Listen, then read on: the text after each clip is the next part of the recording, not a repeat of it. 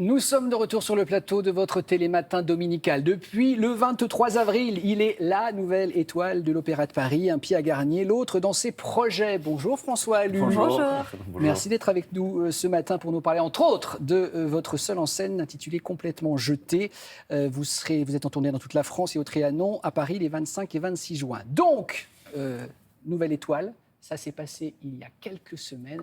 Regardez. J'ai le grand plaisir de nommer Monsieur François Allu. Il accède enfin au Graal suprême. Jusqu'alors premier danseur, François Allu est passé dans une autre dimension en devenant danseur étoile de l'Opéra de Paris. Une consécration. François, question très simple. D'abord, ça fait quoi de revoir c'est tout frais, ce document, et ça fait quoi de devenir étoile quand on est un danseur? Écoutez, on est projeté dans une autre dimension, il paraît. C'est le Graal. Il paraît, mais j'ai toujours les pieds sur terre. Oui, apparemment, vous avez les deux pieds par terre. Mais la tête dans les étoiles, Ouais. ça c'est certain. Non, mais c'est génial, c'est un titre, c'est un très beau titre, c'est un accomplissement de carrière aussi. Parce que Donc, vous l'avez, alors je sais pas, attendu, vous allez nous le Ouais. dire, mais en tout cas, il a attendu 9 ans pour arriver. c'est ça, ouais. 3 jours avant votre nomination, vous étiez déjà sur scène et le public a bruyamment réclamé C'est chouette, ce ouais. titre d'étoile. Est-ce que vous l'espériez, vous ne l'attendiez plus? Alors honnêtement, il y avait même une volonté moi je voulais simplement, voilà, exactement me détacher et puis d'être vraiment libre. C'était ma volonté première. Et finalement, je pense que cette étoile, elle est venue à ce moment-là. C'est le moment où j'ai pris un congé sans solde de l'opéra, où j'ai commencé à faire plein de projets extérieurs. Et j'ai commencé à réfléchir, à prendre ma vie en main, parce que je me suis dit, ça bloque finalement, et qu'est-ce que je vais faire face à cette adversité?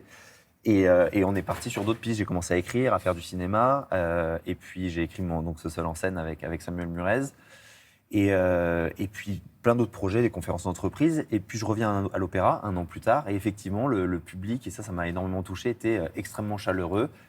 Très bruyant, comme moi. Donc c'était super. Je trouvais que c'était un peu une injustice. Il fallait que ça arrive. Parce que vous dites, je me suis un peu détaché, mais au fond de vous, vous l'aviez un peu mauvaise. Vous l'attendiez quand même. Oui, il y a eu un moment où j'ai trouvé ça, ouais, je sais pas si c'est de l'injustice. En tout cas, j'étais très frustré. Ça c'est clair. Et pendant le coronavirus, je me suis dit, on a cette période, ce moment de silence et de calme. Et j'ai commencé, comme dit Gérard Depardieu, à écouter mon bruit intérieur. Et je me suis dit, moi, qu'est-ce qui me plaît vraiment, en fait, c'est de créer, c'est d'innover, c'est d'avancer. Ce qui a pu m'être reproché, en fait, dans l'institution par le passé.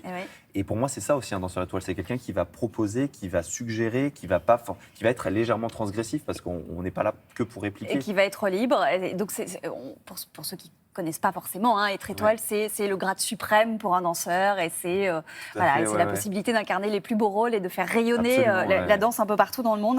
Et cette liberté, écouter votre petite musique intérieure, ça vous a conduit à être juré de Danser avec les stars, d'être seul en scène tous les soirs donc pour votre spectacle Complètement jeté. Est-ce que vous êtes finalement celui qui rend l'opéra populaire et la danse populaire? Ce serait très prétentieux de dire ça. Non, mais vous y participez largement. J'espère y contribuer. En tout cas, faire sortir l'opéra peut-être de... En tout cas, j'ai envie d'y contribuer, et je pense que je ne suis pas le seul dans cette dynamique. Je pense que les deux directeurs, le directeur Alexandre Neff de l'opéra a cette envie aussi, et de s'ouvrir et puis de rendre accessible. C'est important en fait qu'il y en ait pour tout le monde.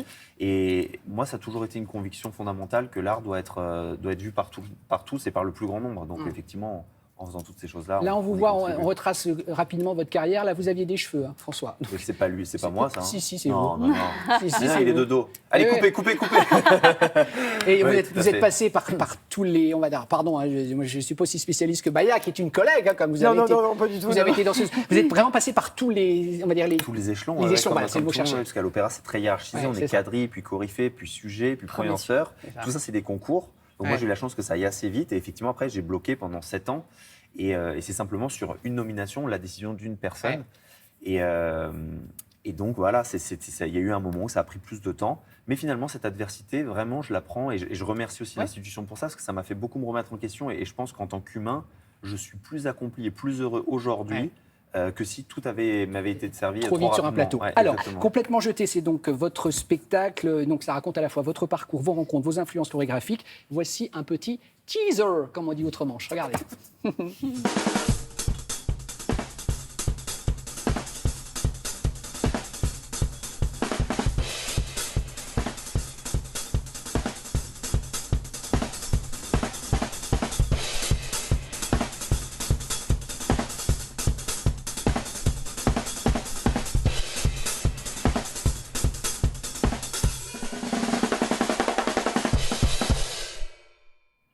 vous dansez une quinzaine de... Ouais, non, mais il y a une quinzaine de variations. Il y a du hip-hop, mais il y a aussi du classique pur et dur comme Don Quichotte. Au milieu, vous parlez. Vous avez combien de poumons? J'en ai fait greffer 2 entre-temps. Non, mais c'est vrai que c'est très physique. Infaisable, c'est ce très spectacle. dur. Ouais. Mais pour m'entraîner, en fait, j'allais courir sur les quais de Seine et je récitais mon spectacle en même temps. C'est vrai? Ouais. Et j'avais un capteur cardiaque aussi pour voir pendant que je faisais mes répétitions et je brûlais 1500 calories. Donc voilà, c'est un spectacle à 1500 calories. C'est ça qu'il faut faire en fait. Merci du tuyau. Voilà, si vous voulez brûler des graisses, venez faire complètement. C'est à quelle heure si on vous suit? Écoutez, c'est tout le temps. Là, j'y retourne après. Vous êtes impossible à suivre. On ne peut pas le suivre. Si, on peut.